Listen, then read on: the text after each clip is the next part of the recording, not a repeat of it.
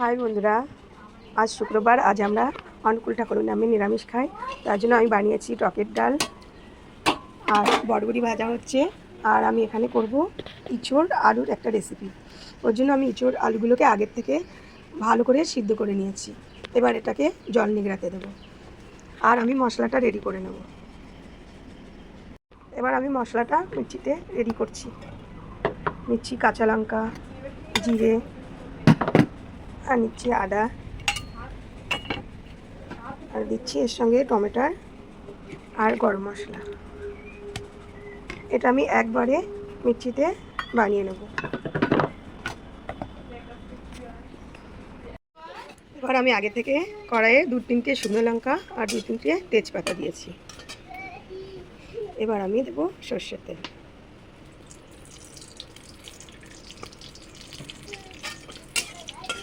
এবার এটাকে আর একটু নেড়ে ছেড়ে ভেজে নেব।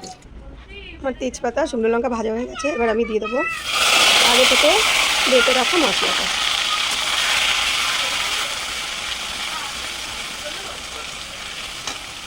এবার দিয়ে দেবো এর মধ্যে লবণ, হলুদ আর সামান্য পরিমাণে চিনি।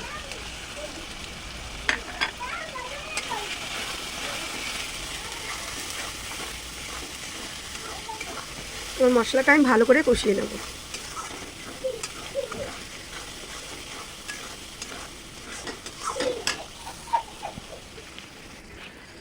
আমার মশলাটা কষানো হয়ে গেছে, মশলা দিয়ে তেল ছেড়েছে। এবার আমি দিয়ে দেবো আগে থেকে সিদ্ধ করে রাখা ইঁচড় আর আলু। এইভাবে রান্না করলে রান্নাটা টেস্টি হয় আর খুব তাড়াতাড়ি হয়। এবার আমি এটাকে আর একটু নেড়ে ছেড়ে কষিয়ে নেব। আমার ইঁচড়টা কষানো হয়ে গেছে, আমি দিয়ে দিচ্ছি জল। যেহেতু আগে থেকে সিদ্ধ করা, তাই বেশি পরিমাণে জল লাগবে না।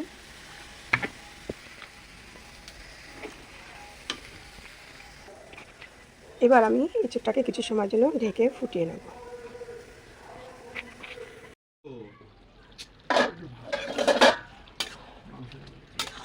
আমার ইঁচড়টা হয়ে গেছে। এবার আমি দিয়ে দেবো একটু ঘি। এবার একটু নাড়াচাড়া করে আমি নামিয়ে নেব।